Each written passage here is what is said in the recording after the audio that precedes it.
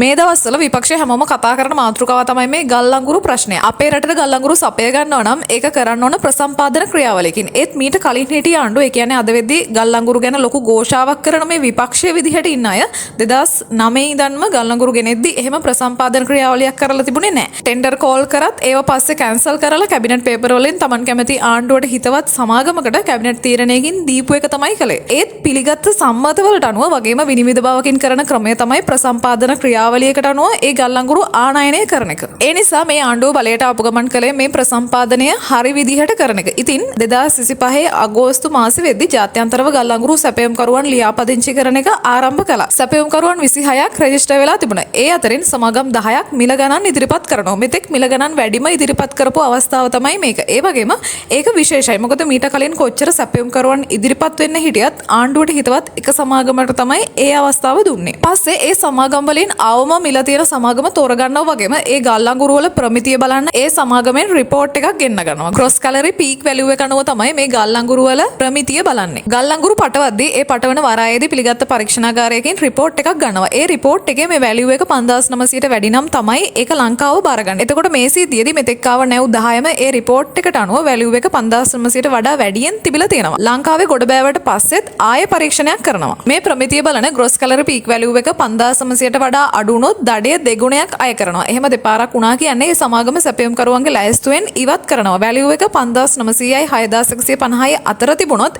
එක ගුණයක් දඩය අය කරනවා. 5900ට වඩා අඩු නම් දෙගුණයක් දඩ ගහනවා. වැලියු එක 6150 හෝ ඊට වඩා වැඩි නම් ප්‍රශ්නයක් නැතුව බාර ගන්නවා වගේම මේක තමයි process එක. ඉතින් මේ දැන් ඇවිත් තියෙන නැව්වල රිපෝට්ස් වලට අනුව මන් කලින් කිව්ව විදිහට දඩ අය කර ගැනීම වෙලක් තියෙනවා. ඒත් සමහර අය අහනවා ගල්ලංගුරු පඩවන වාරායෙත් ලංකාවේ වාරායෙත් රිපෝට්ස් වෙනස් වෙන්නේ කොහොමද කියලා. ඒ නිසා තමයි මේ වෙද්දී ඒ ගැන බලන්න කමිටුවක් පත් කරලා තියෙන්නේ. ඒත් විපක්ෂය අය මෙච්චර මේ ගැන ප්‍රශ්න කළාට මෙහෙම වුණ පළවෙනි අවස්ථාව මේක නෙමෙයි. එයාලා ආණ්ඩු කරද්දී ප්‍රසම්පාදන ක්‍රියාවලියත් මේ දැන් කතා කරන වගේ වාර්තා වෙන තරමට රිපෝට්ස්වත් අරගෙන තිබුණේ නැහැ. ඒත් දැන් ප්‍රසම්පාදන ක්‍රියාවලියත් හරියටම කරලා රිපෝට්ස් ටිකත් හරියට තියෙද්දි ඒ රිපෝට්ස් ගැලපීමක් වෙලා නැති එක ගැන ලොකුවට ප්‍රශ්න කරනවා. රිපෝට්ස් මුකුත් නැති කාලේ මෙයාලගේ මේ දැන් තියෙන උනන්දුව තිබුණේ නැහැ. ප්‍රශ්නයක් වෙලා තිබුණෙත් නැහැ. දැන් සැපයුම් කරුවන්ටත් වඩා ප්‍රශ්න කරන්නේ විපක්ෂය. එයාලා ගල්ලංගුරු ගැන චෝදනා කරන්නේ ඒ ගල්ලංගුරු වල ප්‍රමිතිය බාලයි කියලා. ඒත් මන් කලින් කිව්ව විදිහට ඔයාලට තේරෙන්නේ නැති මොකක්ද මේ වෙලා තියෙන්නේ කියලා. ගොඩක් අය කතා කරන දේ තමයි මේ ගල්ලංගුරු ප්‍රශ්නයෙන් වෙලා තියෙන පාඩුව ගැන. ඒකට පැහැදිලි උත්තරයක් මම මේ දාලා තියෙන ප්‍රොෆෙසර් සාලිය ජයසේකරගේ පැහැදිලි කිරීම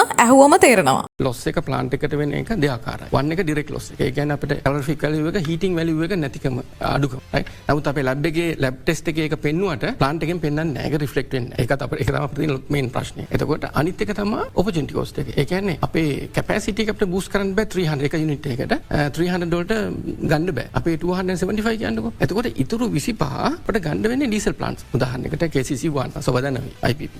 අන්න එතකොට ඔපචුනිටි කොස්ට් එක කරනවා ඩීසල් වලට යනවා රුපියල් 60කට කිට්ටු වෙන්න 57ක් වගේ ගන්න කොස්ට් එක. අන්න එතන ලොස් එකයි. අර ඇත්තම හීටින් වැලියු එකේ ලොස් එක මොකද හීටින් වැලියු හීට් එක හීට් රේට් එක ඒ කියන්නේ අපි කියමු කිලෝග්‍රෑම් එකක තියෙන එනර්ජි කන්ටෙන්ට් එක මල්ටිප්ලයි කරපුවාම ප්ලාන්ට් එකේ එෆිෂියන්සි එක අපිට එනවා ඉලෙක්ට්‍රිසිටි අවුට්පුට් එක කොච්චර. එතකොට අරක අඩු වුණාම ඉලෙක්ට්‍රිසිටි අවුට්පුට් එකත් අඩු වෙනවා per කිලෝග්‍රෑම්. එතකොට අපිට යුනිට් එකකට කොස්ට් එක වැඩි වෙන්න පුළුවන්. හරි. අනිත් එක තමයි දෙවෙනි එක තමයි මම කිව්ව එක. ඒක නිසා ඒ ලොස් එක අපි කැල්කුලේට් කරන හැබැයි මෙහෙම එකක් තියෙනවා ඔපචුනිටි කොස්ට් එක තාම හරියට අපි කැල්කුලේට් කරලා නැහැ. මොකද ඒ වෙලාවේ මොකද අපේ නොරොච්චෝලි ප්ලාන්ට් එක සමහරවල් ඩීරේට් කරනවා. අපේ කෝල් හොඳ වුණත් මොකද අපිට සෝලාර් ඇබ්සෝබ් කරගන්න. සහ හයිඩ්‍රෝ තියෙනකොට අපි ඩීරේට් කරනවා. එතකොට දැන් අපි බලන්න ඕනේ දැන් අපි ඔය කියලා තියෙන ප්‍රසිද්ධ වෙන ලොස් එකක් කියන එක කරලා තියෙන්නේ මැක්සිමම් පොසිබල් ලොස්. ඇත්ත එක නෙමෙයි. ඇත්ත එක ඊට වඩා අඩුයි මොකද අපි ඩීරේට් කරන්න ඕනේ ඒක ඕල්රෙඩි ඩීරේට් වෙනවා. හරි. ඒතර ඔපචුනිටි කොස්ට් එක කියන එක තාම හරියට කැල්කුලේට් කරලා නැහැ. අපි එමෙතුමා ඉන්ෆෝම් කළා PUCSL එකට ඒගොල්ලන්ට ඇක්සස් තියෙනවා ID වලට අපිට සිස්ටම් කන්ට්‍රෝල් එකේ. ඒකෙන් ඒගොල්ලෝ ඒ ළඟදීම ඇත්ත එකදී හැබැයි අර එනර්ජි ලොස් එක ඒක අපි කැල්කුලේට් කරලා තියෙන එක අඩුයි. ඒ වගේම මම මේ වීඩියෝ එකෙත් දාලා තියෙන ලංකා විදුලි බල මණ්ඩලයෙන් නිකුත් කරලා තියෙන මේ රිපෝට් එක බලුවමත් තේරෙනවා මොකද්ද මේ වෙලා තියෙන පාඩුව කියලා. අනික් කාරණේ තමයි සමහරු කියනවා මේ නිසා විදුලි බිල වැඩි වෙනවා වගේ කතා. ඒත් ඇත්ත කතාව මේ වගේ ගනුදෙනු වලදී පාඩුව ඒ සමාගම දරා ගන්න ඕන මිසක් ඒක විදුලි බිලට බලපාන්නේ නැහැ. ඒ වගේම දැන් මේ චෝදනා කරන අය කලින් ආණ්ඩු බලයේත් හිටියට අපේ රටට කොච්චර ගල්ලංගුරු ප්‍රමාණයක් ගේනවද කියලාවත් දැනගෙන ඉඳලා නැහැ කියලා තේරෙනවා පාර්ලිමේන්තුවේ කරපු කතා බැලුවම.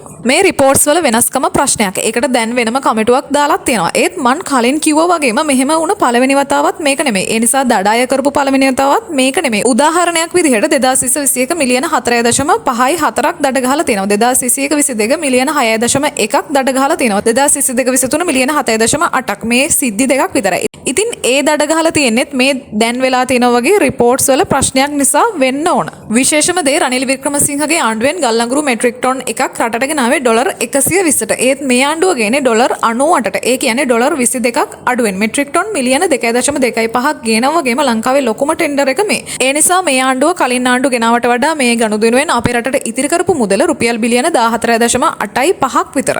ඒ වගේම දැන් මේ කෑ ගහන විපක්ෂයේ අය හිටිය පහුගිය ආණ්ඩු කාලවල වුණ ගල්ලංගුරු වංචා පාඩු වුණ සිද්ධි විතරක් නෙමෙයි ගල්ලංගුරු නැතුව දවස් 35ක් වෙනතෙක් බලාගාරය වහලත් තියෙනවා. ඒත් මේ වගේ කතා වුණේ නැහැ. පහුගිය ආණ්ඩු කාලේ වුණ පාඩු ගැන වංචා ගැන තව තොරතුරු ගොඩක් තියෙනවා. ඒ ටික මම කමෙන්ට් එකක් විදිහට දාන්නම්. ඉතින් මම මේ කලින් කිව්ව විදිහට මේ ආණ්ඩුව ප්‍රසම්පාදන ක්‍රියාවලිය හරියටම කරලා මේ ගල්ලංගුරු ගෙන්වලා තියෙද්දිත් මේ ආණ්ඩුව කලින් ආණ්ඩු ගෙනාවට වඩා මේ ගනුදෙනුවෙන් අපේ රටට ඉතිරි කරපු මුදල රුපියල් බිලියන 14.8ක් විතර තියෙද්දිත් තමයි මේ විදිහට ගල්ලංගුරු ගැන සමාජයේ ලොකු බිල් එකක් මවන්නේ වගේම කවදාවත් මේ වගේ දෙයක් නොවන විදිහට චෝදනා කරන්නේ.